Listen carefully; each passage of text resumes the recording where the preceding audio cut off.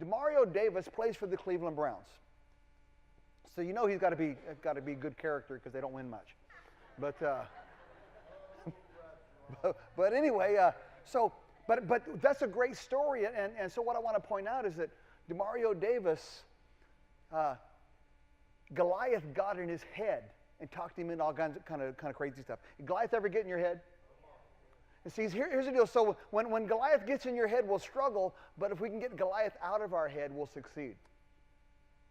I know that. How many of you guys want the Rams to win? Last week, Rams got 60 million new fans. How many of you guys want the Patriots to win? That's hilarious. Are there any actual Patriots fans? Oh. This ball is this. I think this is theirs. Ready? Oh, wow. Oops. Sorry, I got coaching from a Raider, so I just didn't know if they could, Anyway, so. Wow. See, I knew this would be the real rowdy crowd because there's a lot of Raider fans. Really. And that's not a compliment because, it's kind of the same thing as a prison riot. But so here's the deal. So, see, sometimes we get Goliath thoughts in our head. And so if Goliath gets in our head, our minds are these crazy contraptions, really complicated. And so sometimes we wrestle with thoughts. Anybody wrestle with thoughts? Right? Sometimes we overthink. Any overthinkers in the crowd? So we say, well, I'm not an overthinker. If you're the person that everybody else is sitting around the table at the restaurant going, come on. You're an overthinker. I don't know what to get it in and out. A hamburger. It's just And see, sometimes our minds can travel down dark pathways and lead us into places that we shouldn't be, kind of like what DeMario Davis was dealing with, right? So our minds are these giant files with a lifetime of memories and stuff that goes on, and these experiences. As a matter of fact, it's kind of crazy. I was on my way to the church the other day, and I was looking for a song on the radio for my 7-minute drive. Somebody said, "What's your playlist?" I don't have a playlist. I have a radio. That's what I have. So I'm going through looking for something, and I stumbled onto a song that captured my attention. That ever happened to you guys? Okay, and it wasn't that it was a good song. It wasn't even profound. It was just a familiar song, right? And it captured my attention. Just a small town girl living in a. See, I knew it. So you guys see, it's already stuck in your head. You guys you're gonna get in your car and go, See, stuff gets stuck in our head. Wasn't that easy? It's just, you're already there, right? And so when we get the familiar stuck in our head, if it brings us to a good place, that's good. But what if the familiar takes us to a bad place? That's not good, right? Okay? And so anyways, I was watching this interview with an NFL player, and the interviewer asked this player why Bill Belichick, the coach of the Patriots, is so successful. Okay? And so what's interesting is this guy said, well, he's always so serious. He's laser focused. He's a jerk. And so the interviewer said, you mean that's why he wins? He goes, well, no, not really. He just gets in your head. And once he gets in your head, you're on defense before you even step onto the field. And the team that spends the whole game on defense usually loses the game. Can you guys see where we're going here?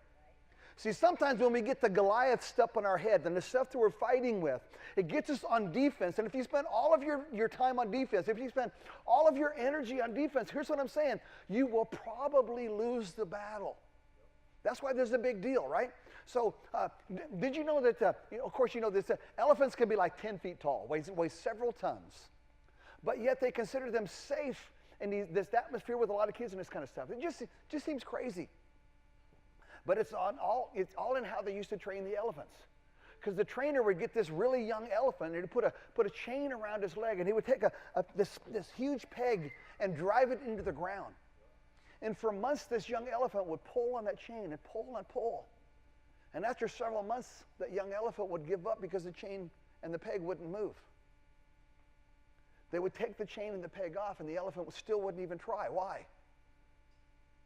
Because he was still chained to the ground in his head.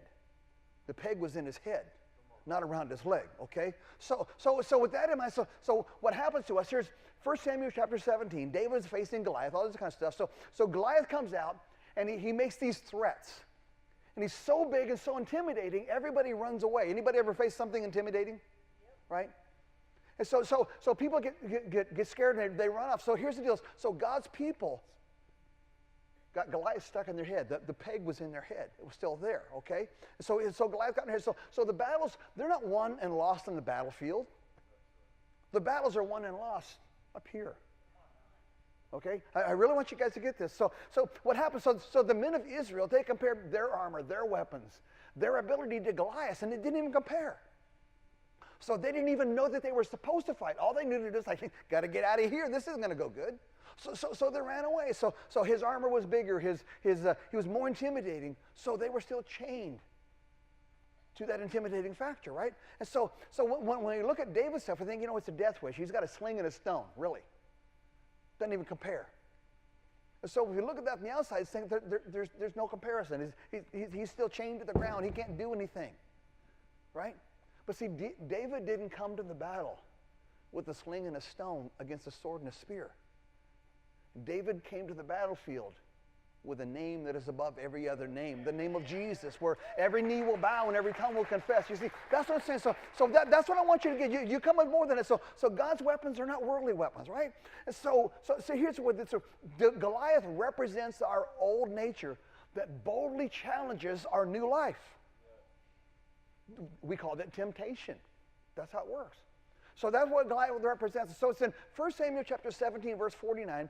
David had confidence because he's seen God do some incredible stuff. So he reached into his pouch, he pulled out a stone. A lot of people know the story already. He put it in his sling, he slung the stone sunk into Goliath's forehead. Goliath went down and he killed the giant. Yay. All right, okay. Now listen, okay. All of us in this room, at some point, we have faced a Goliath and we won. The fact that you are sitting where you're sitting means that you have already won at least one battle. You faced some stuff where you weren't sure, and so you won these battles, and that's great. So many times, here's the problem. The struggle that we have is sometimes Goliath gets back up. Anybody experience that? Anybody have something, man, I got this, and then a month later, it's like, what the heck? How did that happen? I thought I had this beat. I've been sober for 3 years, now this, what's the deal? Man, our marriage was going so good, and I'm like, right? See, we all know what it's like for Goliath to get back up. And that's because Goliath gets in our head. So look at this. This is 1 Samuel chapter 17. I'm going to read this, verse 50 and 51. Okay? Here's what it says. So David prevailed, great word, love that. David prevailed over the Philistine with a sling and a stone, struck the Philistine and killed him. Say that, killed him. No, say it. Say, killed him. Attitude. If you're a parent, just look over at your children and say, no, don't do that. Don't do that. It'd be kind of therapeutic, But he struck the Philistine and killed him, but there was no sword in the hand of David. Therefore, David ran and stood over the Philistine, took his sword and drew it out of his sheath and killed him. Wait, let's back up. This doesn't make sense. I'm going to read this again. So he prevailed over the Philistine with a sling and a stone, struck the Philistine and killed him. But there was no sword in the hand of David. Therefore David ran, stood over the Philistine, took his sword, drew it out of his sheath, and killed him. Have you ever seen, how do you kill a guy twice? I mean, really, it's like, what? I kill you again. How do you do that? Yeah, doesn't that like not make any sense at all? I killed him. Okay, kill him again. He's dead, right? Does that like throw your head for a loop like it does mine? It's like, how do you kill him again? Watch this, okay? Just and killed him and cut off his head with it, okay? So if Goliath is dead, why do you need to kill him again? See, here's the way it works. We win battles. We kill the Goliath stuff in our life, the big things. We overcome those. We have these good things happen. But if you don't kill the Goliath thinking, if you don't take off the head of Goliath, Goliath will come back. And we already know that. Don't we already know that? How many of us have had Goliath come back to life? So, I mean, man, I got this beat, this kind of stuff. And like, oh, here it goes again. So we have to conquer that Goliath thinking. So the battle isn't over until we deal with the thinking that is going on in our head. So we have to do something to get Goliath out of our head. And see, the enemy doesn't run away when you win a battle because the thinking is still there. Here's what your enemy knows about you. Give you enough time, let you get comfortable enough. Your thinking will drag you back. And Goliath comes back to life. See, that's why we have to conquer the thinking in our head. That's why it says in 1 Corinthians chapter 10, it tells us that we have to bring these thoughts captive and take authority over that. See, that's the Goliath thinking. So what this amounts to is what the Apostle Paul was talking about in Romans chapter 12, verse 2, that we are transformed by the renewing of our mind, or in other words, getting Goliath out of your head. If you don't get Goliath out of your head, Goliath will come back, and we already know that. So how do you renew your mind? I'm going to give you 5 easy things. You guys like easy? Don't worry, I'm not talking about these 5 things. I'm just going to give them to you. Just give them to you. Easy stuff. And so if you're wrestling with what those Goliath thoughts, you might want to write these down. Okay? Now, if you think that you're going to remember that it's you. The guy that forgets something at the grocery store and there's only 4 things on the list, it's you. You're not going to remember. So here's the 5 things, just real quick. So number 1, build on your victories. No matter how small they are, start stacking them up. Say, I didn't want to get out of bed. I got out of bed. Chalk it up. Boom. There it is, victory, right? This person at work said something really nasty to me and I was going to... But you didn't. That's a victory. Stack them up. You know what I'm talking about? She woke up in a bad mood and I went to work. That's a victory.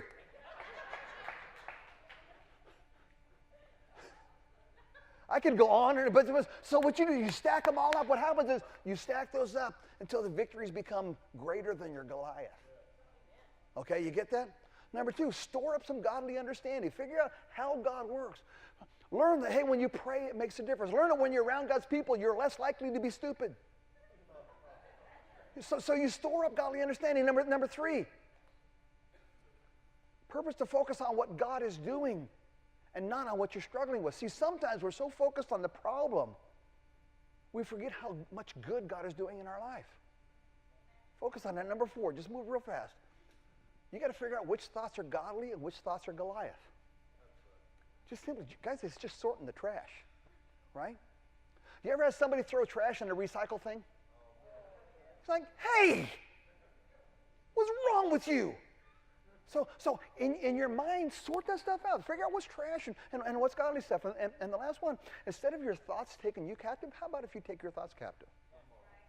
Own those, right? Okay, so we all know that Goliath thinking. We all know that Goliath speaks just before the battle, right? And when we have him down, he has a tendency to get back up. So what we need is Goliath's sword, the stuff that he used against you, to use for our victories. It's called your testimony. It's called your story. I'm just going to be real open right now. I am very honest about my life. I'm very honest about my history. People say, well, you're just really open. No, you don't understand. What I'm doing is I'm using Goliath's sword. That's what I'm doing. I'm pulling out the stuff that he used against me. Now I'm using it against him. Nanner, nanner, nanner. You see what I'm saying? That's how this works. Watch this. There's this really cool story. It's in 1 Samuel chapter 21. And I just want to kind of set this up. David marries the king's daughter. So King Saul is David's father-in-law. All the gentlemen, just say father-in-law. Just say it. That's like, you know. Now, oddly enough, David and his father-in-law don't have a good relationship. Go figure, right?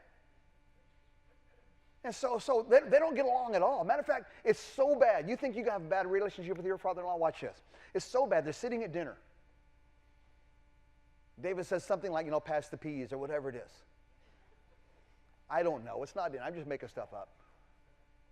But Saul reaches behind him and grabs a spear. Throws the spear at his son-in-law. Gee, Dad, is there a problem? See, makes your father-in-law look pretty good, right?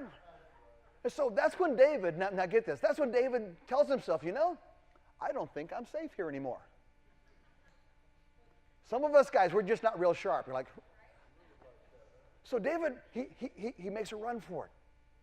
And as he's running, he stops by the house of God. When he's running from his father-in-law, when he's running from danger, when he's running from his past, he stops by the house of God. Aren't you glad you stopped by the house of God? And if he stopped by the house of God, he goes in there and he asks this question at the priest. This is just, if you don't understand, it's just crazy. He said, he goes to the house of God and he goes, is there a sword? I'm not sure. Hey, you got any swords? Is there a sword in the house of God? And the priest says this, I love this. The sword of Goliath, the Philistine, whom you killed in the valley of Elah, is here. Friends, here's what I'm telling you. The sword of your past victories is here with you today. The sword of the battles that you have fought and you survived, that sword is here with you today. I just love, see, what you have at your disposal is the weapons of your enemies.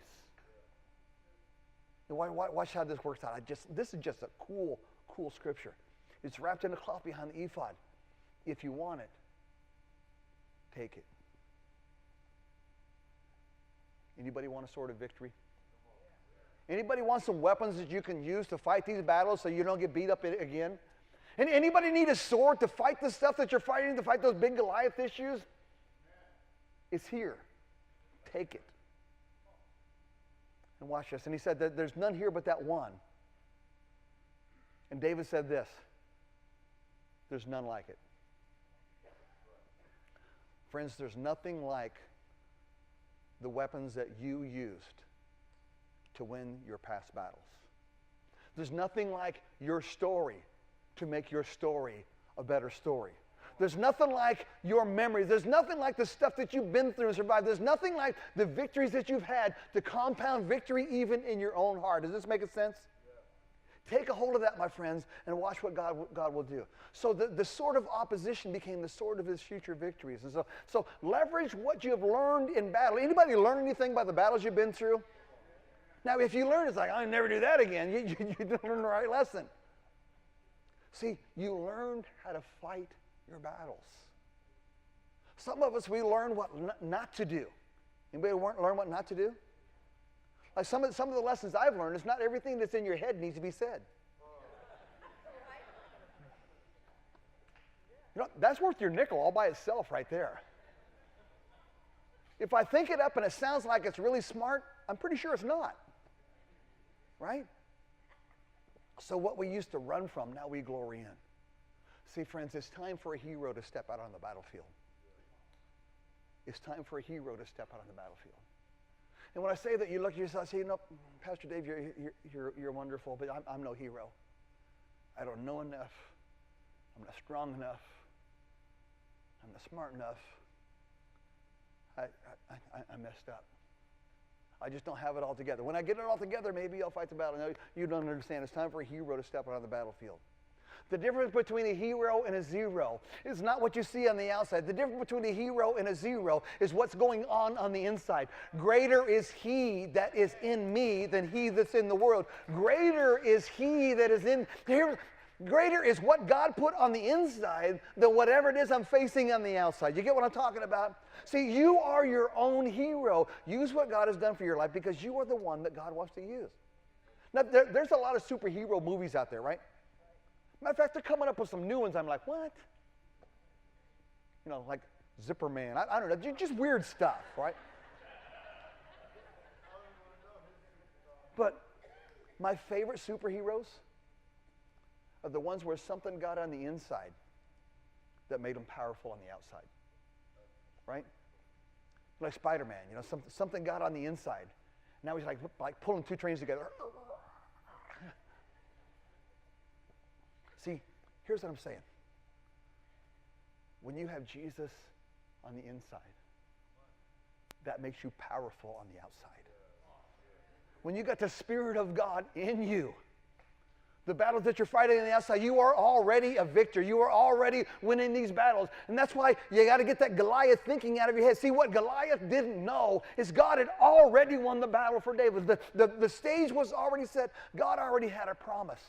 So you've got something on the inside. So the Spirit of God inside is what makes us powerful on the outside. Don't let Goliath get in your head. And really, if you get nothing out of what I'm saying today, we let stuff get on the inside of us. We let stuff get in our head where it messes with us. Am I telling you the truth? See, because sometimes you'll have a bad day.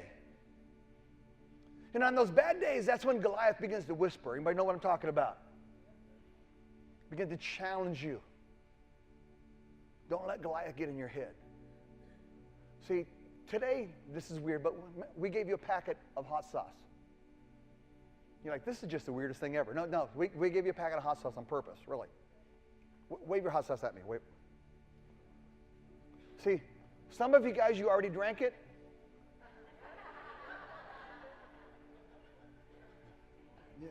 You're messed up.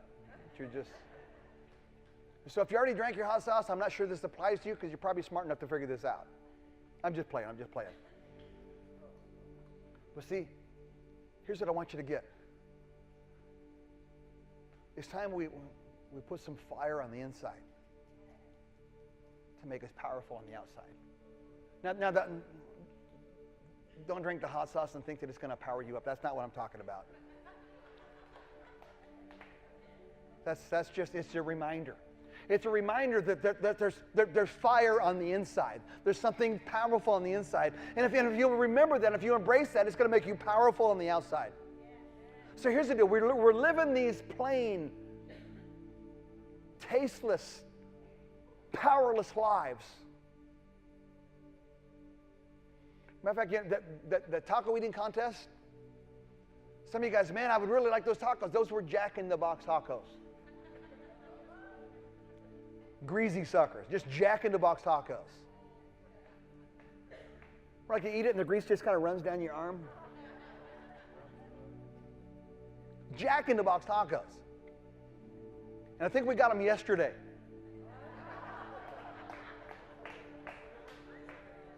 That's just nasty. And then they had to put some hot sauce in as well. And matter of fact, the hot sauce, there was some ketchup in there, some mild. Then there was like El Diablo sauce, you know. So, but those are Jack in the Box tacos. They're just Jack in the Box tacos.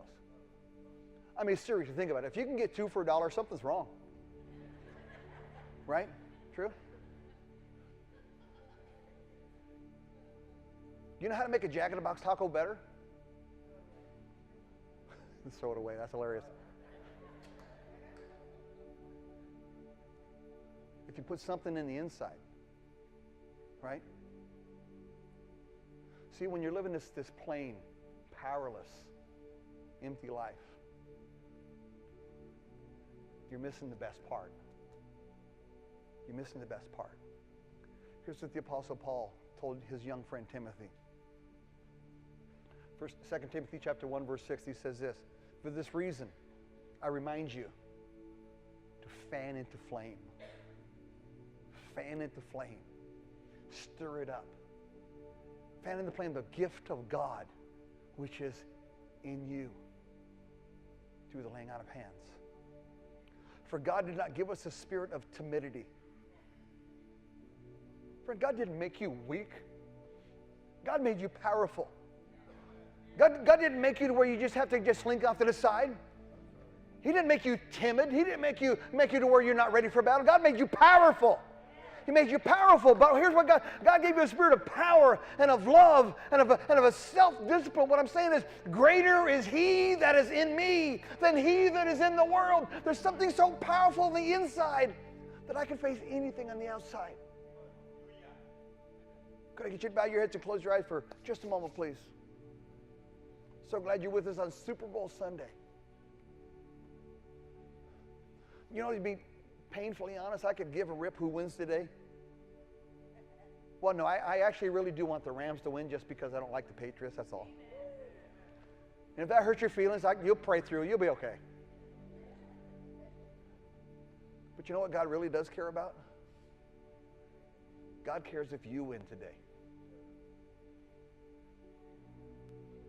God cares that you realize there's just something greater in you than whatever it is that you're facing. So let me ask you a couple of questions. While you're sitting here today with your head bowed and your eyes closed here for just a moment, just a private moment.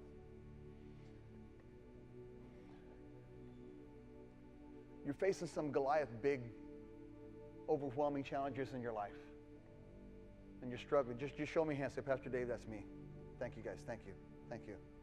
Big stuff, man. Big stuff. Come on, show me a hand. Come on. Say, yeah, it's me. Second question. You thought you had something defeated and it rose back up. And now you're kind of confused and perplexed. You don't know how to respond to this. And say, you know what? I thought I was past this, but here I'm again. I'm afraid to let anybody find out. If that's you, just show me a hand. Say, that's me, Pastor Dave. That's where I'm at. Thank you, guys. Thank you. Last question. You feel powerless. You feel overwhelmed. Goliath has gotten your head. And you really, really need to win this battle. If that's you, show me a hand real quick. Thank you. Man, you know what? You're here on purpose. You know that? You're here on purpose. Could you stand, please?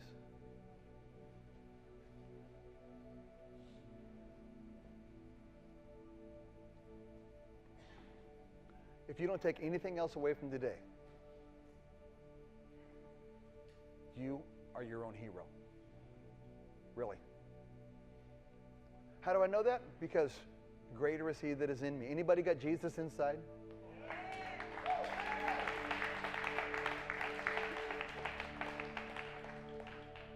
Kind of a funny, inappropriate story, but I was talking to this person about what's going on. They go, well, you know, it's okay, Pastor, because I got Jesus right here in the passenger seat. Well, let Him out. You're just scaring the snot out of you. Jesus on the inside makes you powerful on the outside. Okay? It's not about the weapons. It's not about the sling and the stone. It's about the name. It's about the name. So here's what we're going to do. Our prayer partners are here. Pastor Robert's going to come here in a minute. But it's time to awaken that inside. If you're facing some big stuff, partner up with somebody. You'd be amazed. But Jesus on the inside is what makes you powerful on the outside.